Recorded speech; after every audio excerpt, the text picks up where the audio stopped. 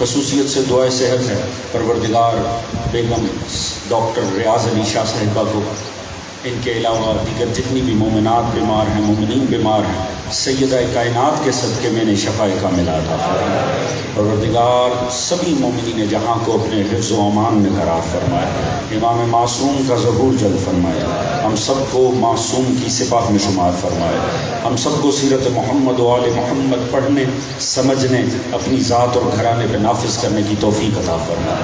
اس عشق آل محمد کو، اس مودت آل محمد کو، اس دین اور عزائے آل محمد کو پروردگار تا صبح قیامت ہماری نسلوں میں جاری و ساری فرمائے۔ ہم سب کا خاتمہ بالحق بالخیر دین محمد و آل محمد میں قرار فرمائے، اور آخرت میں سبھی مرحومین سمیت ہم سب کو شفاعت محمد و آل محمد سے بہرہ مند فرمائے۔ ایک بآواز بلند درود پڑھ لیں، محمد و آل محمد۔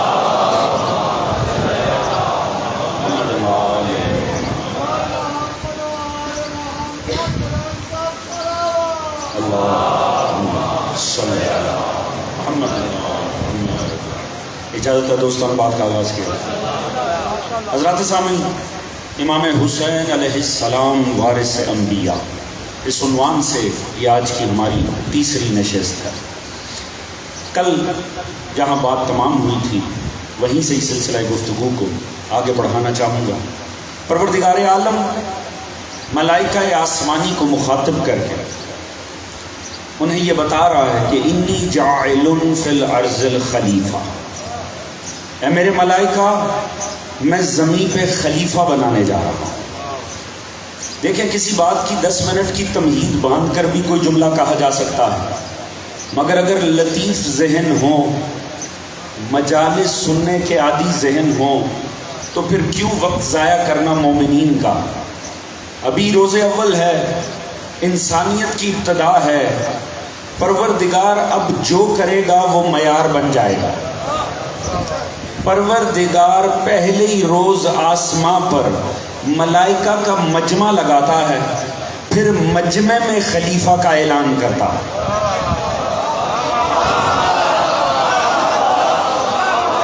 صاحبان فہم بیٹھے ہیں، پروردگار پہلے ہی دن اصول دے رہا ہے، یاد رکھو خلافت کا اعلان محفلوں میں چھپ کے نہیں، ہمیشہ بھرے مجمعوں میں کیا جائے۔ توجہ فرما رہے ہیں صاحبان، دوستان آمادہ ہیں ذکر فضائل پہ؟ اللہ اکبر، یا رسول اللہ۔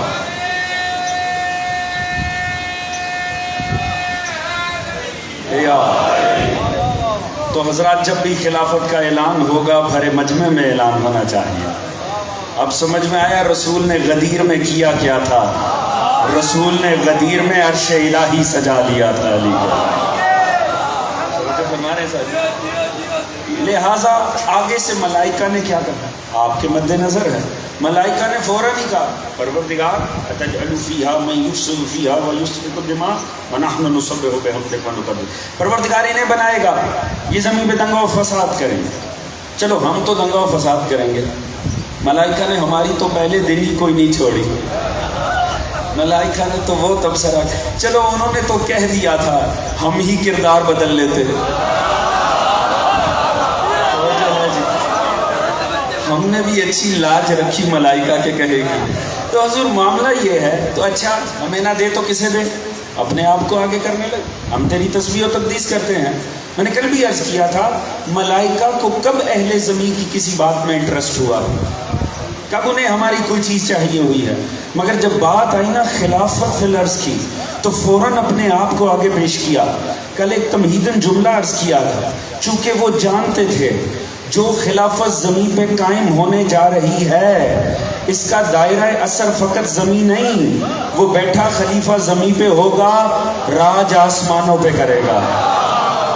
وہ جانتے تھے یہ زمین و آسمان میں ربط قائم ہونے جا رہا ہے، خلیفہ زمین پہ بیٹھا ہوگا، مگر ربط ایسا ہوگا، تارا آسمان کا ہوگا، سلام کرنے اس کے در پہ چلا جائے گا۔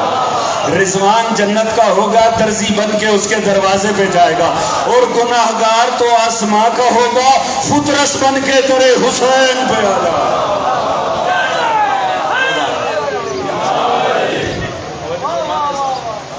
بہت بیدار ہے ماشاءاللہ، سلامت رہیے، صلی علی محمد و آل محمد، جزاک اللہ جزاک۔ تو حضرات اب معاملہ یہ ہے، پروردگار نے فرمایا اچھا اگر تم یہ سمجھتے ہو کہ تم استحقاق رکھتے ہو اس کے اوپر جسے میں پیش کر رہا ہوں، تو اب یہ ہے پروردگار نے معاملے کو آگے چلا۔ پہلے تو فرما دیا انی عالم ما لا تعلمون، جو میں جانتا ہوں وہ تم نہیں جانتے، یعنی کم از کم انسان کے لیے یہ معیار ہے خلافت کے معاملے میں منہ نہیں کھولنا۔ کیا فرما رہے ہیں، بنانا تو خدا جانے کتنی بڑی جسارت ہوگی۔ پھر وعلم الآدم الاسماء كلها ثم عرضهم على الملائكة فقال انبئوني باسماء هؤلاء ان كنتم صادقين۔ پروردگار نے آدم کو اسماء تعلیم کی ہے، پھر انہیں سامنے کیا ملائکہ، پھر کیا فرمایا؟ یہ سب مطالب آپ میں ماشاءاللہ جو مجالس سننے کے عادی ہوتے ہیں انہیں فضائل سنائے نہیں جا سکتے، ان کے سینوں میں موجود فضائل کو صرف چھیڑا جا سکتا ہے۔ جو شکم مادر سے علی کے فضائل سن رہے ہو انہیں کون فضائل سنائے ہو؟ اب معاملہ یہ ہے، سامنے کر کے کہا دیکھو اگر تم سچے ہو تو تم نام لے دو، تم بتا دو۔ اب معاملہ یہ ہے کہ آدم کا ذکر ہے، اللہ نے آدم کو تعلیم کیا، تو کیا ملائکہ کو تعلیم نہ کیا؟ تو یہ تو عدل کے خلاف ہو جائے گا۔ آپ دو طلاب سامنے بٹھائیں، ایک کو پڑھا دیں ایک کو پڑھائیں نہ، بعد میں امتحان دونوں کا لیں، تو یہ تو عدل کے خلاف ہے، اور ذات کبریا تو خلاف عدل کوئی بات اس کی ذات کے لیے زیبا ہی نہیں ہے۔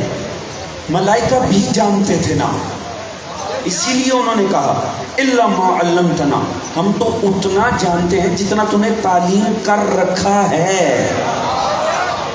اس کا مطلب ہے بے علم تو ملائکہ بھی نہ تھے، ملائکہ کے پاس بھی علم تھا، مگر یہاں کوئی تو معاملہ ہے جو آدم کو ملائکہ پہ فوقیت دے رہا ہے۔ چلو جو فرما رہے ہیں سر، اب معاملہ یہ ہے یہ کون تھے کہ جن کے نام تعلیم کیے گئے؟ اگر میں آپ کو خدا شاہد ہے، میں بطور طالب علم اگر تفاسیر عالم اسلام میں لے کر جاؤں نا تو معاملہ بڑا ہی عجیب ہو جائے گا۔ میں حیران رہ گیا تفاسیر میں کیا کچھ لکھا ہے کہ یہ کن کے نام تھے۔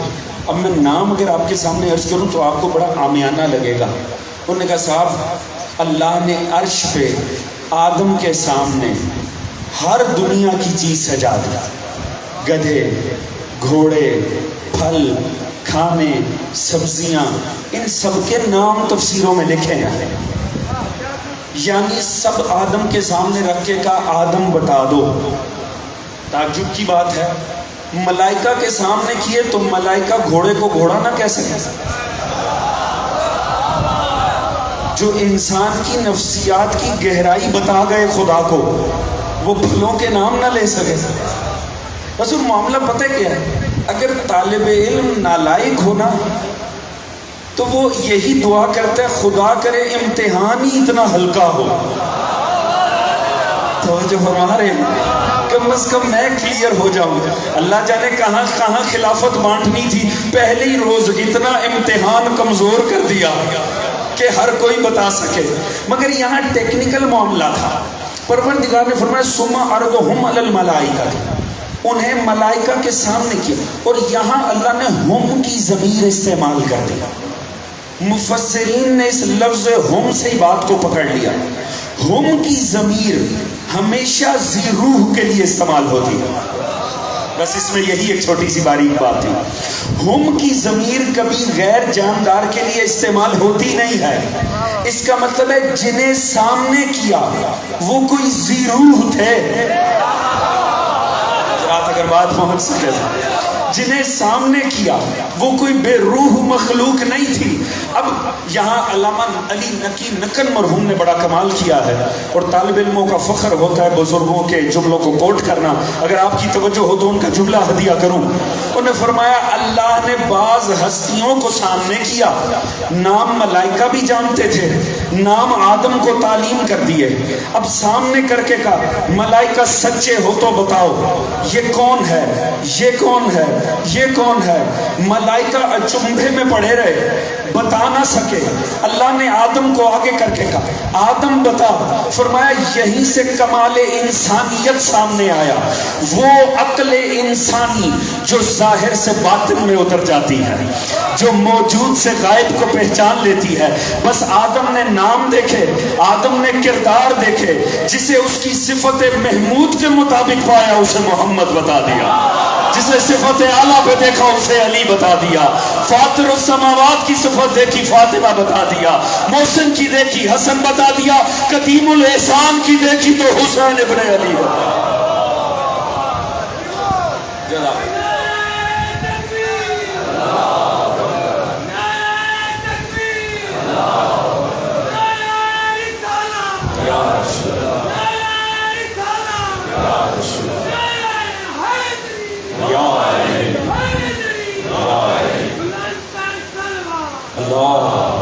صلی علی محمد وعلی جزاک اللہ جزاک توجہ فرما صلی اللہ صلی علی محمد وعلی محمد معجل توجہ ہے صاحبان کی حضرات۔ اچھا یہاں کمال دیکھیے گا، چونکہ باریک بینی سے مجالس سنی جاتی ہیں اور ایک ایک لفظ پہ غور رہتا ہے، خصوصاً تفسیر کے نقطوں پہ اللہ نے اسماء الہی کا ذکر کیا۔ علماء تفسیر نے کمال اس کے اوپر کیا کہ اسماء الہی، آپ خصوصاً ابھی وہ تفسیر انشاءاللہ آنے والے وقت میں ہمارے پاکستان میں بھی دستیاب ہوگی، حضرت آیت اللہ جوادی عاملی کی تفسیر تسنیم اٹھائی ہے، انسان حیران رہ جاتا ہے۔ انہوں نے فرمایا اسماء الہی خدا کا کلی نظام کائنات چلتا ہی ان اسماء الہی کے سر پہ ہے۔ یہ محبت وحی ہیں، یہ وحی کی اماجگاہ ہیں، اور یہ معدن رسالت ہیں، یہ وہ اسماء ہیں جن سے رسالت پھوٹتی ہے۔ جو ہے سانے محترم فرماتا ہے کلی نظام تقویم اللہ کا اور جلال اللہ کا انہی اسماء الہی کے ذریعے سامنے آتا ہے۔ اور چلیں میں بات کو آسان درجے پر لے جاؤں اور وہ ریفرنس دوں جو آپ بچپن سے پڑھنے اور سننے کے عادی ہیں۔ کیا حدیث کسا میں تعارف کروایا؟ انی ما خلقت سما مبنیتا ولا ارضا مدیتا ولا قمرا منیرا ولا شمسا مضیئتا ولا، میں نہ خلق کرتا آسمان کو، نہ زمین کو، نہ سورج کو، نہ چاند کو، پورا نظام خدا گنوا رہا ہے، کیوں نہ خلق کرتا؟ اگر یہ نہ ہوتے تو الا فی محبت ہؤلاء الخمسۃ الذین هم تحت الکساء، اگر یہ تو بڑی بات ہے، اگر ان کی محبت نہ ہوتی تو اللہ نے کہا یہ نظام ہی نہ بناتا، سرے سے خلق ہی نہ کرتا، تمہیں زحمت حیات ہی نہ دیتا، پوری کائنات نہ بناتا۔ اگر ان کی محبت نہ ہوتی تو اس کا مطلب ہے اس نظام میں دنیا کی علت آل محمد کی محبت ہے۔ یہ بڑا فاضل مجمع ہے، یہ علت اور معلول کا قانون جانتا ہوگا۔ ہر شے تب تک قائم رہتی ہے جب تک علت قائم رہے، جب تک اس کی ریزن قائم رہے۔ اللہ نے فرمایا یہ کائنات نہ بناتا اگر آل محمد کی محبت نہ ہوتی۔ یہ کائنات کا وجود گواہی دے رہا ہے آل محمد کی محبت ہے۔ اگر توجہ ہو تو ایک جملہ عرض کروں، تعجب کی بات ہے، دنیا 4 عزا خانے جلا کے سمجھتی ہے آل محمد کا ذکر رک جائے گا۔ جاہلو کر سکتے ہو اس کائنات کو پھونک دو، کیونکہ جب تک کائنات ہے آل محمد کی محبت کا وجود ہے۔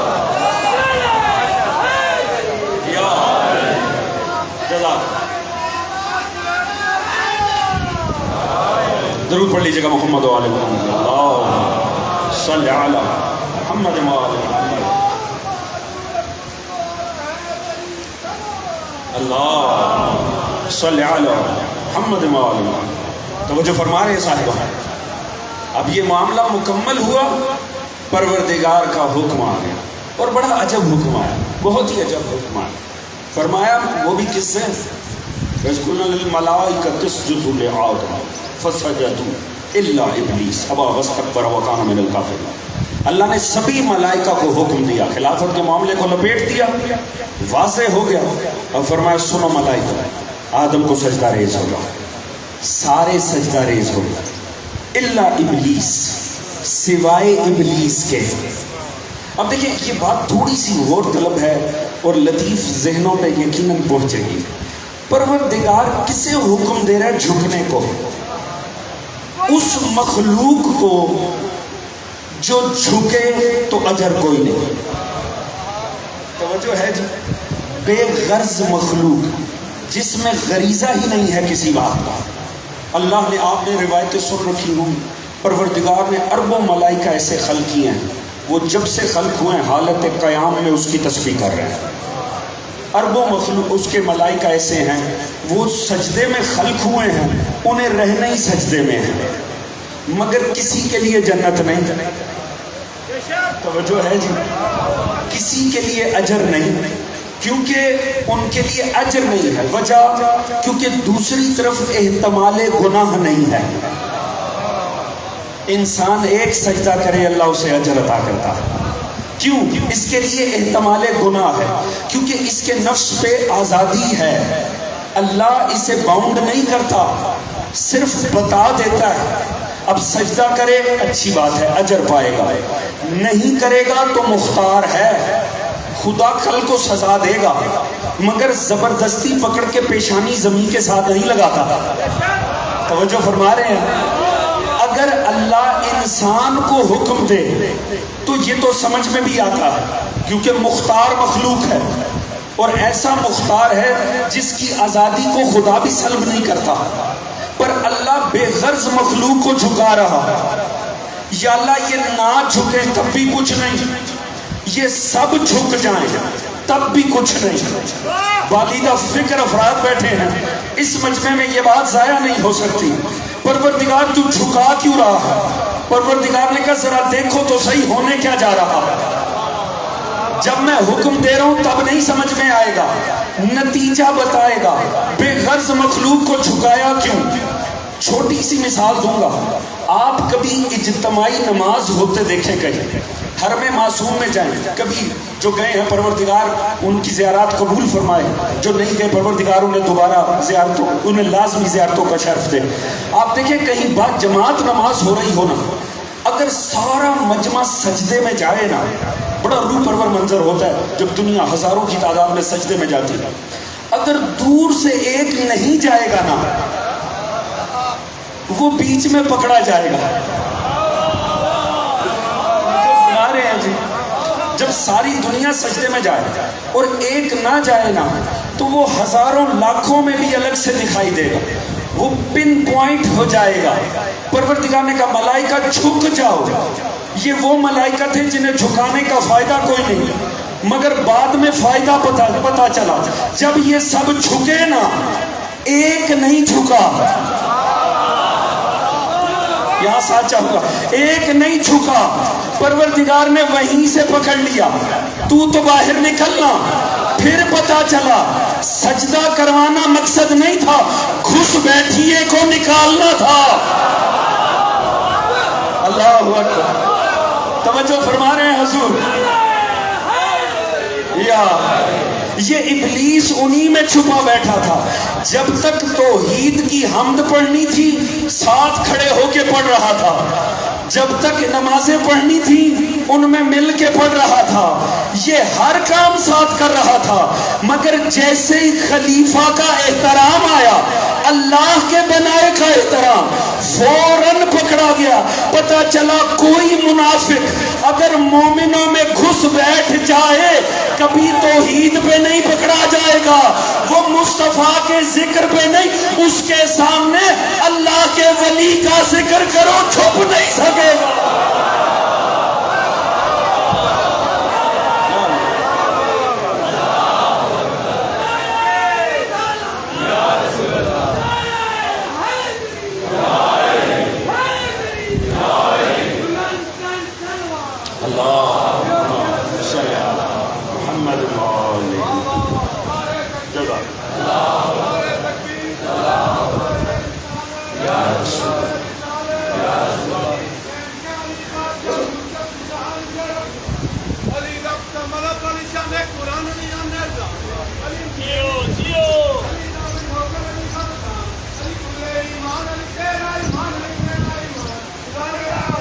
یا علی یا علی یا علی علی مولا علی مولا جزاک اللہ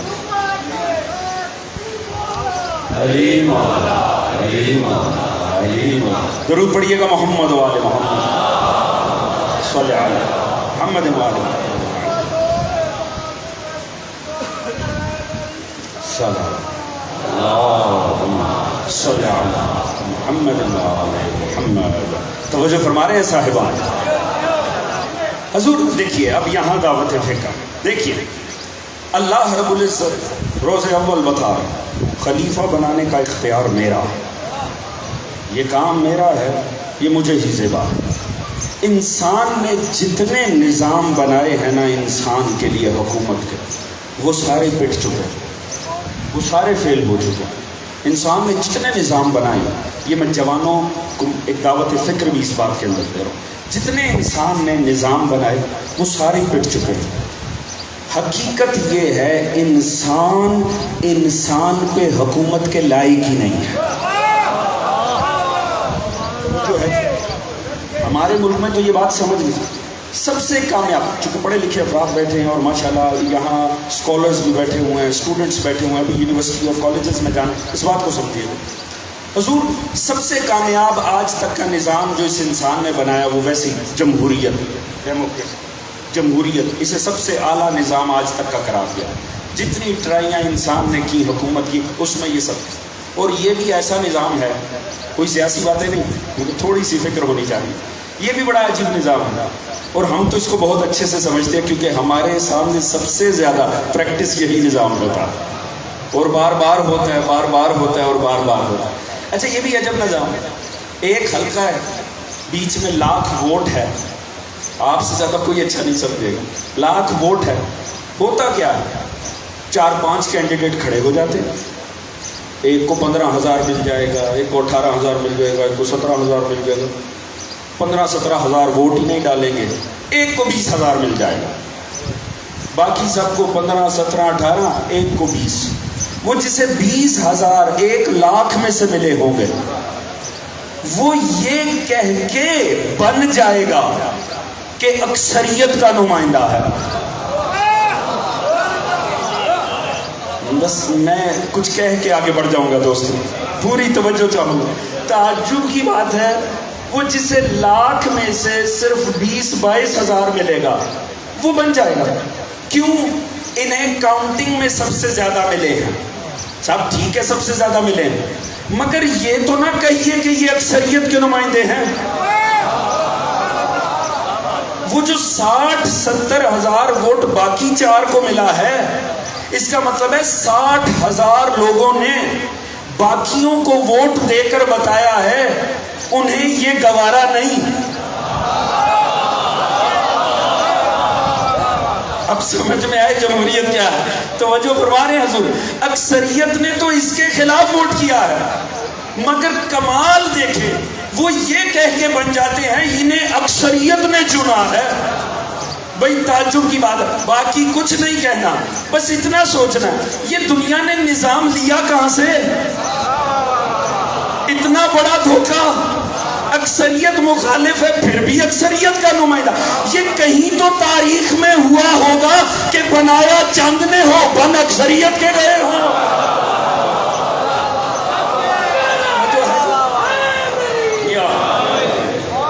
پتہ چلا ہے یورپ سے نکلا. تو مجھے فرما رہے ہیں حضور یورپ نے بنا کے ہمیں یہ نظام دیا. بھائی تعجب ہے خدا کی قسم. حضور جتنے نظام بنے سب پٹ رہے ہیں اور یہ اس قابل ہیں کہ پٹ جائے. نظام وہی حق ہوگا جو حضرت حق خدا کی ذات عطا کرے.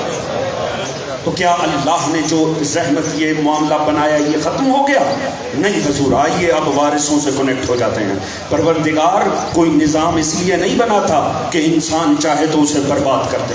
اب میں چند آیات آپ کو ہدیہ کروں گا اور دیکھیں خدا نے اس معاملے کو لپیٹنا کہاں کیسے ہے.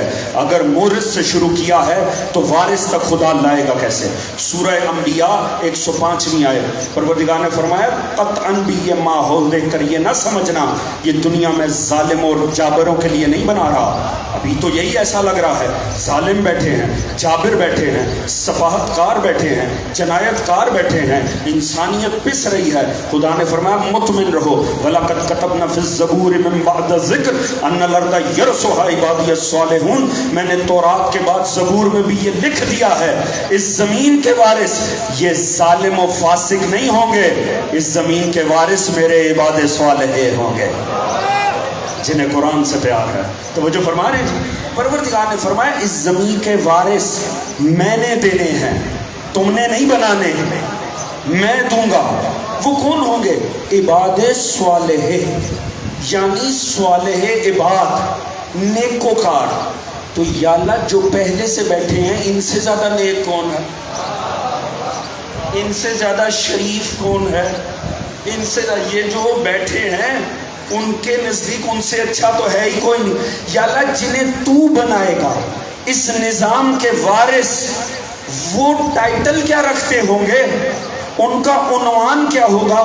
سورہ قصص کی 5ویں آیت میں فرمایا ہے نا میرے ساتھ دوستو، وَنُرِيدُ أَن نَّمُنَّ عَلَى الَّذِينَ اسْتُضْعِفُوا فِي الْأَرْضِ وَنَجْعَلَهُمْ أَئِمَّةً وَنَجْعَلَهُمُ الْوَارِثِينَ، ہمارا ارادہ ہے جنہیں زمین میں ضعیف کیا گیا ہے ہم دوبارہ سے طاقت عطا کر دیں، انہیں امام قرار دیں اور زمین کا وارث قرار دیں۔ اس کا مطلب ہے دوستو میرے ساتھ ساتھ چلنا، میں قرآن سے سفر کروں گا، تھوڑا سا وقت کم ہے، میرے ساتھ سفر کرنا۔ اس کا مطلب ہے جنہیں اللہ اس زمین کا وارث بنائے گا وہ نہ آپ کے اور میرے ووٹوں سے آئیں گے، نہ الیکشن سے آئیں گے، نہ سلیکشن سے آئیں گے، انہیں اللہ امام قرار دے گا۔ اور سورہ نور کی 55ویں آیت میں تو اللہ نے سارا موضوع ہی سمیٹ دیا، فرمایا وعد اللہ الذین آمنوا منکم وعملوا الصالحات لیستخلفنہم فی الارض کما استخلف الذین من قبلہم، میرا وعدہ اہل ایمان سے اور اعمال صالح کرنے والوں سے، میں تمہیں ضرور خلیفہ دوں گا ایسے جیسے میں نے پہلے دیے تھے۔ اللہ جانے میرے ساتھ دوست ہے کہ نہیں ہے جی۔ پروردگار نے فرمایا مطمئن رہنا، کہیں حالات دیکھ کر گھبرا نہ جانا، یہ نہ سمجھنا میرے خزانے میں اب کوئی خلیفہ باقی نہیں ہے، میں تمہیں دوں گا، میرا وعدہ ہے ایسے ہی دوں گا جیسے پہلے دیے تھے۔ اس کا مطلب ہے پہلے بھی کچھ تھے جنہیں ہم نے نہیں بنایا تھا، اللہ نے دیے تھے، وہ وعدہ کر رہا ہے کما استخلف الذین من قبلہم، جیسے میں نے پہلے دی ویسے ہی دوں گا۔ انشاءاللہ ہم پیچھے مڑ کر دیکھیں تو سلسلے زیادہ ہیں، ایک نہیں ہے، اور اب تو ہر کوئی انتظار میں ہے۔ پہلے جو تاریخ میں ہونا تھا ہو گیا، اب تو ہر کوئی انتظار کر رہا ہے، کوئی آمد کا انتظار کر رہا ہے، کوئی پیدا ہو کے آنے کا انتظار کر رہا ہے۔ یا اللہ بتا تو صحیح، تو پچھلے سلسلے کو زندہ کرے گا مگر کس سلسلے کو؟ مین میڈ سلسلے کو یا آسمانی سلسلے کو؟ فرمایا لو میں نشانی دے رہا ہوں، کما استخلف الذین من قبلہم ولا یمکنن لہم دینہم الذی ارتضی لہم ولا یبدلنہم من بعد خوفہ امنا یعبدوننی لا یشرکون بی شیئا ومن کفر بعد ذلک فاولئک هم الفاسقون۔ فرمایا یہی دو خطرے تمہیں دنیا میں ہے نا، اس دنیا میں دو بڑے خطرے ہیں، ایک دین مٹ رہا ہے، دوسرا ظلم پھیل رہا ہے۔ فرمایا مطمئن رہو یہ دونوں مٹ جائیں گے، خوف بھی مٹ جائے گا، شرک بھی مٹ جائے گا۔ جب میرا خلیفہ واپس آئے گا میں ایسے ہی دوں گا جیسے پہلے، وَلَا يُمَكِّنَنَّ لَهُمْ دِينَهُمُ الَّذِي ارْتَضَىٰ لَهُمْ، اس دین میں اسے طاقت عطا کروں گا جس دین سے میں اللہ راضی ہو گیا۔ پتہ چلا اب جو اللہ کا خلیفہ آئے گا وہ اس دین میں آئے گا جس سے اللہ راضی۔ تو آدم سے لے کر آج تک اللہ نے کبھی کسی دین سے راضی ہونے کی بات نہیں کی، فقط ایک ایسا وقت آیا جب غدیر خم میں اعلان ولایت امیر ہوا کہ آج میں اسلام سے راضی ہو گیا۔ پتہ چلا آنے والا غدیر کے مشرف ہے آئے گا۔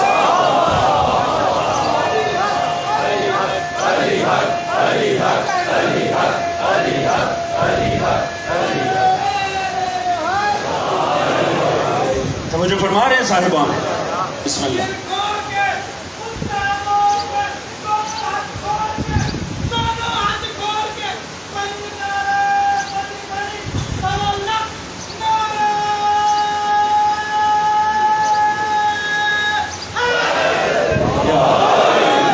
جزاک اللہ، توجہ فرما رہے ہیں صاحبان۔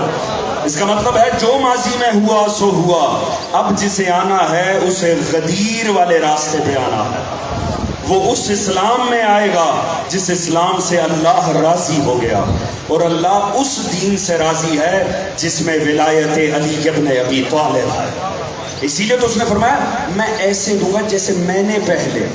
تعجب کی بات ہے، پورے مجمع سے اور جوان بول کے بتائیں گے، اب جس ہستی کو آنا ہے اس امام کو کہاں آنا ہے؟ بول کے بتائیے گا، اتنا تو ہر کسی کو پتا ہونا چاہیے۔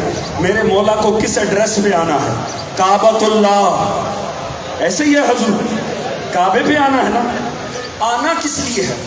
اس کے نظام کو کائنات میں نافذ کرنے کے لیے۔ یہ نظام دنیا کو سنبھالنے آنا ہے، آنا کعبے پہ ہے۔ کعبہ طاقت کا تو مرکز ہی نہیں ہے، تو جو بات ہے کہ نہیں دوستو، کعبہ عبادت کا مرکز ہے، طاقت کا مرکز تو نہیں ہے۔ توجہ چاہوں گا، کعبۃ اللہ عبادت کا مرکز ہے۔ میں کہتا ہوں مولا آپ کو آنا ہے تو کسی طاقت کے مرکز پہ آئیے۔ توجہ ہے دوستو، بھئی میرا تو حق بنتا ہے، میرے پاس تو پاسپورٹ ہے۔ مولا آنا ہے تو وائٹ ہاؤس آئیے۔ توجہ فرما رہے جی، مولا آنا ہے تو پینٹاگون آئیے۔ مولا کہاں آئیں گے؟ کعبۃ اللہ۔ مولا کعبہ تو طاقت کا نہیں عبادت کا مرکز ہے۔ مگر اب سمجھیے گا، اللہ نے انسانیت سے وعدہ کیا ہے میں ایسے ہی دوں گا جیسے میں نے پہلا دیا تھا۔ اب سمجھ میں آیا، جہاں سے انسانیت کو پہلا علی ملا وہیں سے انسانیت کو آخری علی ملے گا۔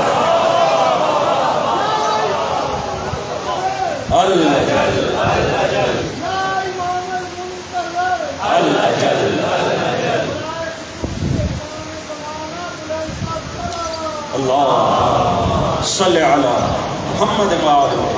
توجہ فرما رہے ہیں صاحبان، یاد رکھیں دین کو کہیں سے پکڑ لیں، دین کا مسئلہ حل ہی نہیں ہوتا جب تک غدیر میں علی کی ولایت پر نہ آ جائے۔ خدا کی قسم، اس دین کا آغاز بھی علی کی ولایت کے ساتھ ہے، اس دین کی تکمیل بھی علی کی ولایت کے ساتھ ہے۔ تھک تو نہیں گئے ہیں دوستو؟ آپ نے سن رکھا ہے نا، پہلی اسلام کی 2 محفلیں ہیں جن کے درمیان پورا اسلام مصطفیٰ نے رکھا ہے۔ پہلی ذوالعشیرہ ہے، آخری غدیر ہے۔ توجہ ہے دوستو، تھک تو نہیں گئے ہو میرے دوست؟ یہ دونوں تب تک تمام ہی نہیں ہوئی جب تک علی کی ولایت نہیں آئی، اور ان دونوں میں آغاز توحید سے ہوا۔ ان دونوں محفلوں میں مصطفیٰ نے دین دیا ہے مگر محفل تمام نہیں ہوئی۔ آج دنیا تعجب کرتی، اس قوم کا مسئلہ ہی اور ہے، یہ کہیں سے دین کا کان پکڑے آتے علی پہ ہے۔ جو ہے موضوع توحید رکھیں گے علی پہ آ جائیں گے، موضوع ہوگا عظمت نبوت علی پہ آ جائیں گے، اور تو اور قبر کا ذکر چھیڑیں گے آ جائیں گے علی پہ۔ دنیا سمجھے ہم نے دین مصطفیٰ سے لیا ہے، یہ سنت مصطفیٰ ہے، دین کہیں سے سناؤ، لے آؤ علی کی ولایت پہ۔ پہلی محفل تمام نہیں کی جب تک علی کا ذکر نہیں آیا۔ آخری محفل 2 ڈھائی 3 گھنٹے کا خطبہ پورا دین سنا کے آئے علی کی ولایت پہ، پوری توجہ۔ اس کا مطلب ہے دین اسلام کی ابتدا میں بھی علی کی ولایت، دین کی انتہا میں بھی علی کی ولایت۔ اب اللہ ہی بہتر جانتا ہے یہ علی کی ولایت دین میں ہے یا سارا دین علی کی ولایت کے حصار میں۔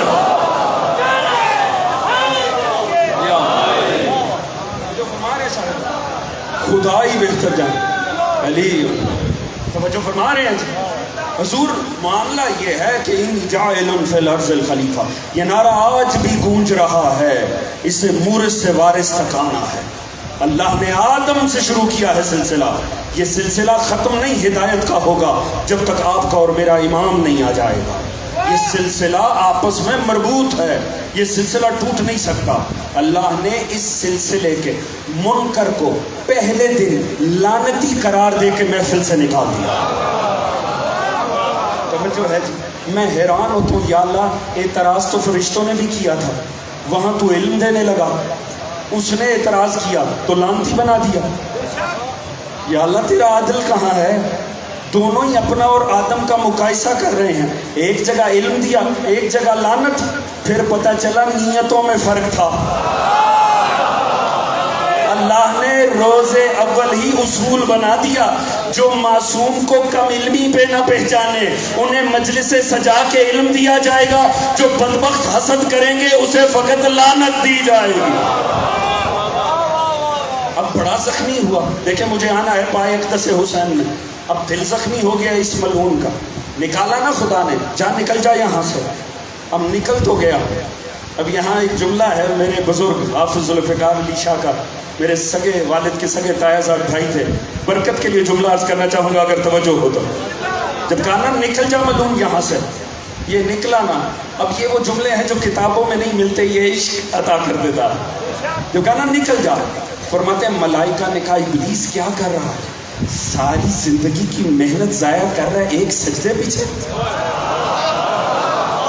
بے وقوف تجھے کیا ہو گیا؟ ایک سجدے یہ کر دے، کیا جاتا ہے؟ کیوں محنت ضائع کرتا ہے؟ فرمانے لگے، اس نے فوراً ہی چمک کے کہا جاؤ کسی اور کو مشورے دو، مجھ سے نہیں ہوتا، دل میں بغض ہو، منہ پہ بخن بخن ہو۔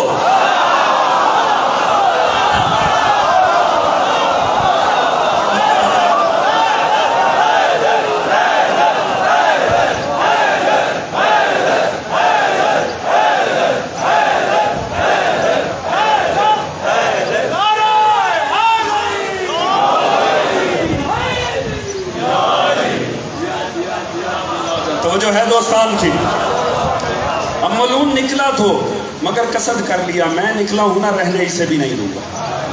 اب وقت انتہائی مختصر ہے، مجھے بس اس جملے تک لے کر جانا ہے، اور وہ بھی بزرگ، چلیں آپ بزرگوں کی اتنی محبت سے میں بزرگ کے جملہ کوٹ کروں۔ نکالا نا اس ملعون کو، اس نے بھی وہ بدلے لیے، آپ کے سامنے ہے، رہنے اس نے آدم کو بھی نہیں دیا۔ شیطان سے بچ کے رہیے گا، جب ہمارے اجداد نہ بچ سکے ہمارا کیا بننا ہے؟ توجہ ہے جی، بڑے ویجیلنٹ لینے کی ضرورت، بڑا احتیاط کرنے کی ضرورت ہے۔ اس بدبخت نے زمین پہ بھی دل سے بغض نہیں ولی کا گیا، یہ ولی کا وہ بغض ہوتا ہے جو نسلوں میں سفر کرتا ہے۔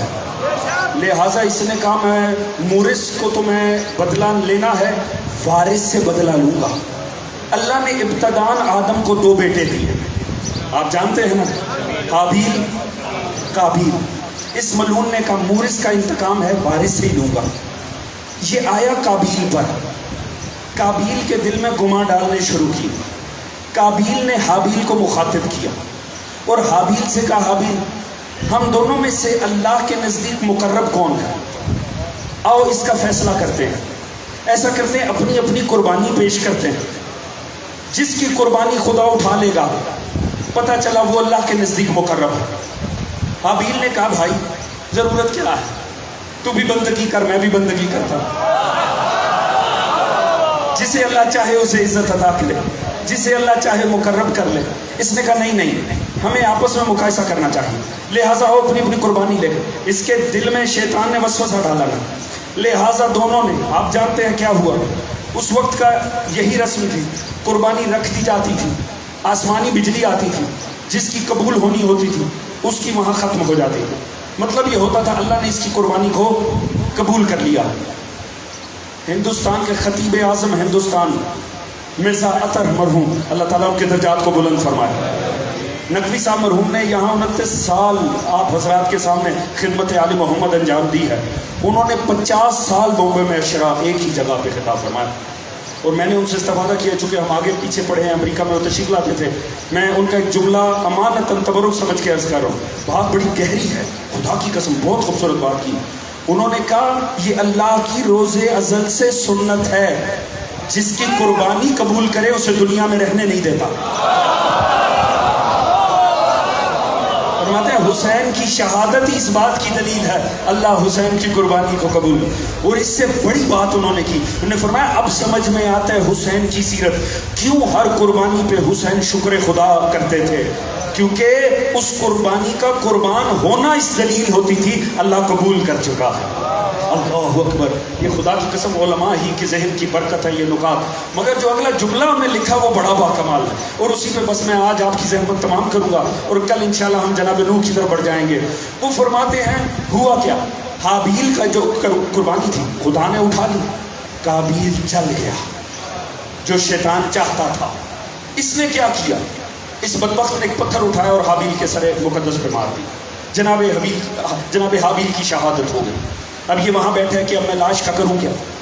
یہ وہ واقعہ کسی نے معصوم سے پوچھا تھا، یہ انسانیت پہ کب ہوا کہ 1/4 انسانیت ختم ہو گئی۔ کسی نے معصوم کا علم ٹیسٹ کیا، یہ کب ہوا کہ 1/4 انسانیت اکٹھے ہی مر گئی۔ آپ نے فرمایا آدم، حوا، حابیل، قابیل۔ حابیل شہید ہوئے، 1/4 انسانیت وہاں ختم ہو گئی۔ جو فرما رہے ہیں حضرات، یہ علم علی ہے۔ لہٰذا حضور معاملہ یہ ہوا، اللہ نے وہی 2 کوے بھیج دیے۔ ایک کوے نے دوسرے کو مارا، پنجے سے مٹی کھودی، دوسرے کوے کو اس میں ڈالا، مٹی ڈال دی۔ اس کو فوراً آئیڈیا آ گیا، اس نے مٹی کھودی، جناب حابیل کے جسد کو رکھا، اس نے دفنا دیا۔ یہ بدبخت ڈر کے بھاگ گیا۔ وہاں سے آئے جناب آدم، اللہ نے آدم کو بھیجا، جبرائیل نے معاملہ بتا دیا۔ مرزا عطا کا جملہ بڑا حسین ہے اس روایت پہ، یہی میں زحمت تمام کرنا چاہوں گا، پوری توجہ چاہوں گا۔ وہ فرماتے ہیں آدم آئے نا، آدم بیٹھے قبر حابیل پر، آدم نے گریہ کیا شہید پر، شہید بیٹے پر گریہ کر کے جیسے ہی آدم کھڑے ہوئے نا، فرمایا قابیل تجھ پہ اللہ کی لعنت۔ خدا کی قسم بڑا جملہ لطیف ہے، اگر آپ فرش عذاب پہ بیٹھ کے سمجھیں گے۔ فرمایا قابیل تجھ پہ لعنت، آدم میرا بھی باپ ہے، آپ کا بھی باپ ہے، ہر مذہب کا باپ ہے، ہر مکتب کے رہنے والوں کا باپ ہے، ہر مسلک کے ماننے والوں کا باپ ہے۔ مرزا آدم نے کمال ہی جملہ فرمایا، وہ فرماتے ہیں روز اول ہمارے باپ آدم نے یہ سنت بنا دی، 2 کام آدم کی سنت ہیں، شہید پہ گریہ کرنا، قاتل پہ لعنت بھیجنا۔ آؤ آؤ دنیا والوں، ہم نے فرش عزا بچھا دی ہے، اس پہ بیٹھ کر حسین پہ گریہ کرو، یزید پہ لعنت بھیجو، اس سے تم شیعہ نہیں ہو جاؤ گے، آدم کی حلال اولاد بن جاؤ گے۔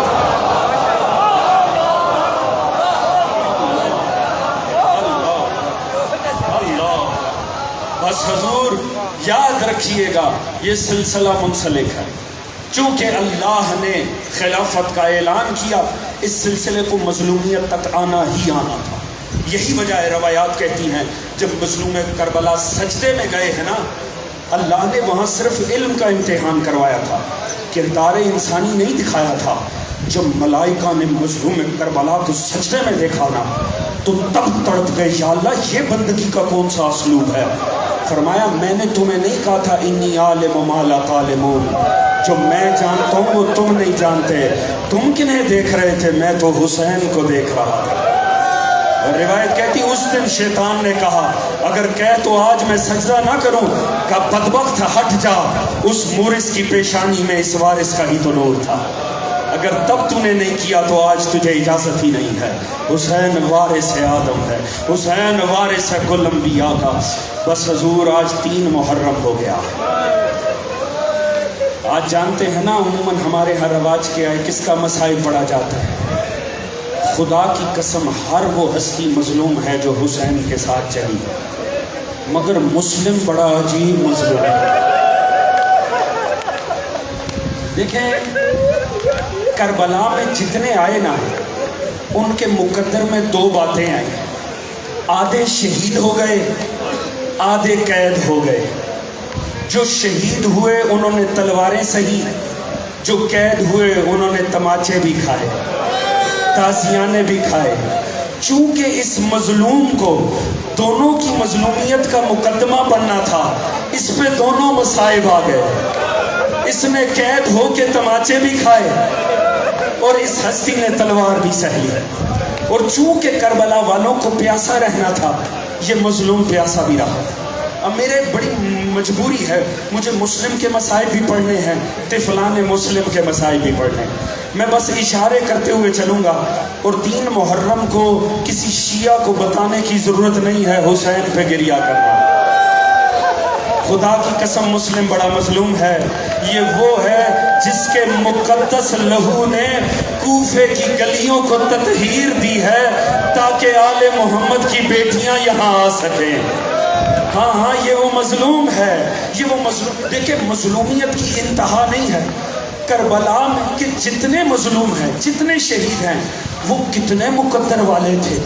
وہ جب جانا لگتے تھے نا، حسین سجا کے بھیجتے تھے۔ میرے مولا نے ایک ایک کو سجا کے بھیجا، ایک ایک پہ قرآن پڑھ کر بھیجا، اور جب بھی کوئی گرنے لگتا تھا نا، مظلوم فوراً آتے تھے اس کے پاس، آخری دموں پہ اس کے سرہانے بیٹھتے تھے، اس کے سر کو اپنے زانوں پہ رکھتے تھے، اسے آگے کی بشارت دیتے تھے۔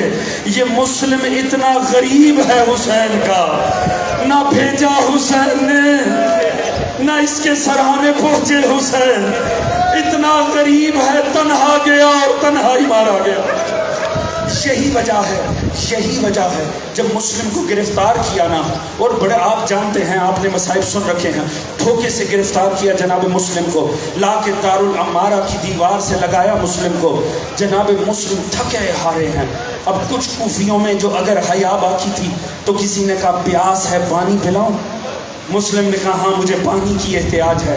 پانی کا پیالہ آیا، روایت کہتی جناب مسلم نے لبوں سے لگایا، اتنے زخمی لب تھے کہ لہو شامل ہو گیا۔ مسلم نے جھٹک دیا، دوبارہ پیالہ آیا، ہونٹوں سے لگایا مگر لہو شامل ہو گیا۔ روایت کے الفاظ بڑے دردناک ہیں۔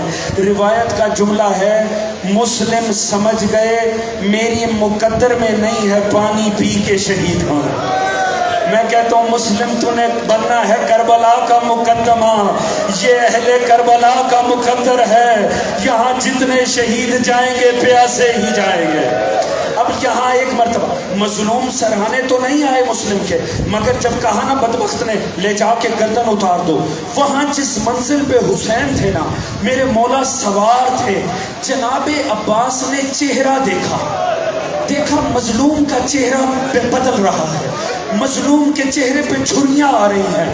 یہ مزاج شناس حسین تھے جناب عباس، آگے بڑھے، رکاب میں ہاتھ ڈالا۔ عباس نے فقط اتنا کہا مولا کیا میرے بھائی مسلم کی خیر ہے؟ بس مولا کا چہرہ بتا رہا تھا۔ عباس نے ہاتھ جوڑ دیے، کہا مولا مجھے میرے بھائی مسلم کا دیدار کروا دے۔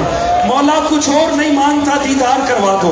امام نے اپنی 2 انگلیوں کو اٹھایا، کہا عباس بیچ میں دیکھنا تھا غازی جیسا جوان زمین پہ بیٹھے۔ مولا نے کہا کیا دیکھا ہے؟ کہا مولا میرے بھائی مسلم کا سر جھکا ہوا ہے، زندان کا دارالعمارہ کی چھت ہے، ظالم کی تلوار تنی ہوئی ہے۔ مولا مجھے اذن امامت دیجئے، مجھے پہنچائیں کوفے میں مسلم کی نصرت کروں۔ کہا عباس حوصلہ کر، عباس صبر کر، عباس مقدر میں تیری جنگ کوفے میں نہیں ہے۔ ایک مرتبہ تڑپ کے کہا اچھا آقا اب یہ غربت حضرت عباس ہے۔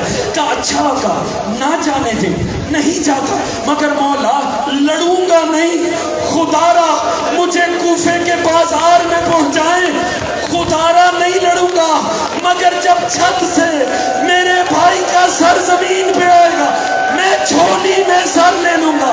کہا عباس ذرا دوبارہ دیکھ، تجھے کچھ نظر آتا ہے؟ عباس نے انگلیوں میں دیکھا، مولا نے پوچھا کیا منظر ہے؟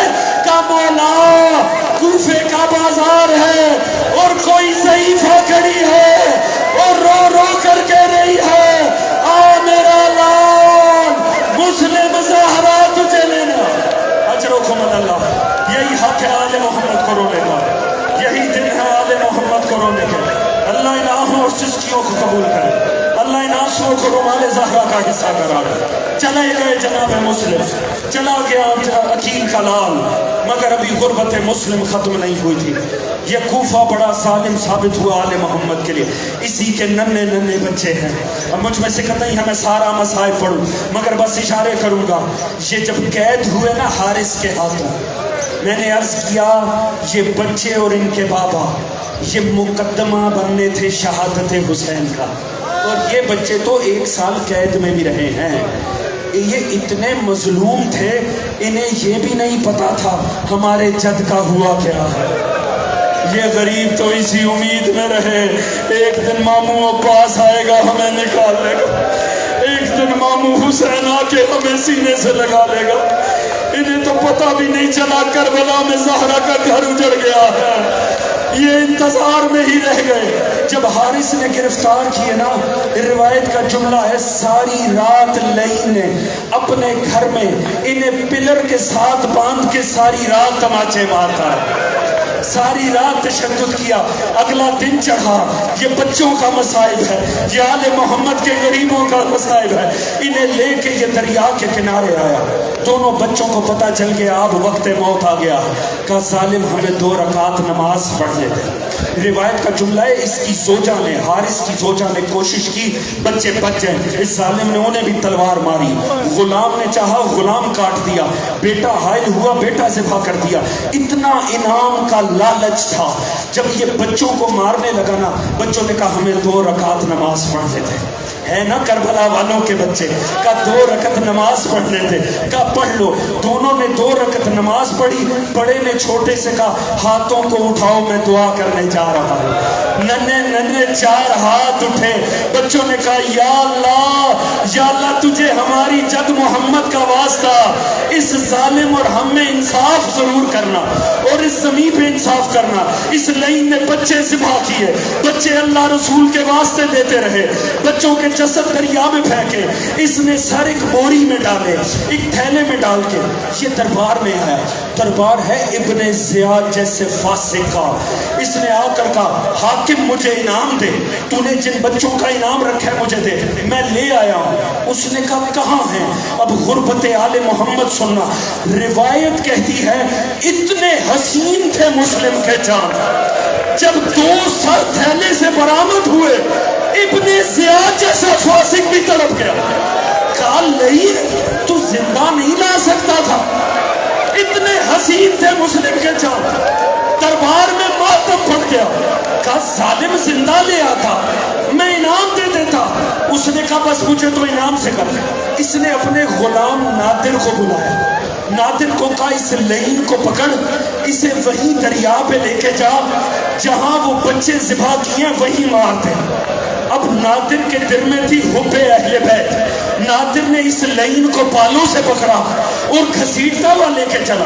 اور روایت کہتی ہے کوفے کے بازار میں نادر نے اعلان کیا دنیا والوں اس بدبخت کو پہچانو، یہ وہ لعین ہے جس نے آل محمد کے چاند ذبح کر دیا.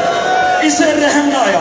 راوی کہتا ہے سارا مجمع ساتھ ہو گیا، ہر کوئی اس پہ نفرین کر رہا تھا. تجھ پہ اللہ کی لعنت، تو نے نبی کی آل کاٹ دی. کسی نے کہا تجھ پہ لعنت، تو نے علی و بطول کی آل کاٹ دی.